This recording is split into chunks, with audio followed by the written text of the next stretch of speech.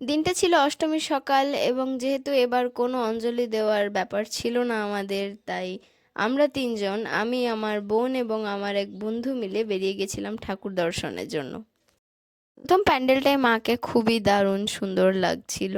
খুবই সুন্দর একটা ডাকের সাজে সজ্জিত করা হয়েছিল মাকে, এবং এখানে প্যান্ডেলটাও একদম সেই বিয়ে বাড়ির টাচ ছিল প্যান্ডেলের ভেতরটাতে। নেক্সট প্যান্ডেলটা ছিল খাজুরাও টেম্পল থিমের উপরে। গোটা প্যান্ডেলটাই সূক্ষ্ম নিখুঁত কাজ দিয়ে তৈরি করা, এবং প্যান্ডেলের ইন্টিরিয়রটা ছিল পুরোটাই রাজস্থানী রাজমহলের থিমের উপরে কাজ করা।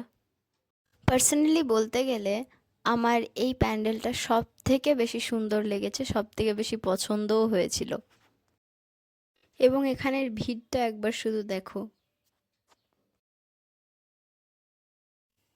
আমি তো এই গোটা প্যান্ডেলটাকে বারবার বারবার করে ঘুরে ঘুরে দেখছিলাম এবং শুধু ভাবছিলাম যে কতটা সূক্ষ্ম, কতটা ছোট ছোট নিখুঁত নিখুঁত কাজগুলোকে ধরে ধরে করা হয়েছে এবং কতটা সুন্দর লাগছে তার জন্য এটা দেখতে। গোটাটাই কি সুন্দর লাগছে দেখতে, তাই না?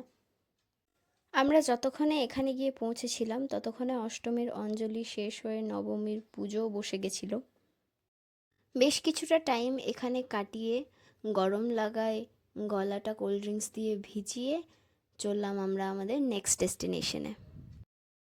এই প্যান্ডেলটা বা থিমটা দেখে নিশ্চয়ই বুঝতে পারছো যে এটা কিসের উপরে বানানো বা কী থিমের উপরে বানানো। আমার মনে হয় না এটা আমাকে আবার বলে তোমাদের বোঝাতে হবে, বিকজ এটা সবারই খুবই একটা চেনা জায়গা। তাই ওয়েলকাম টু বেনারস ঘাট।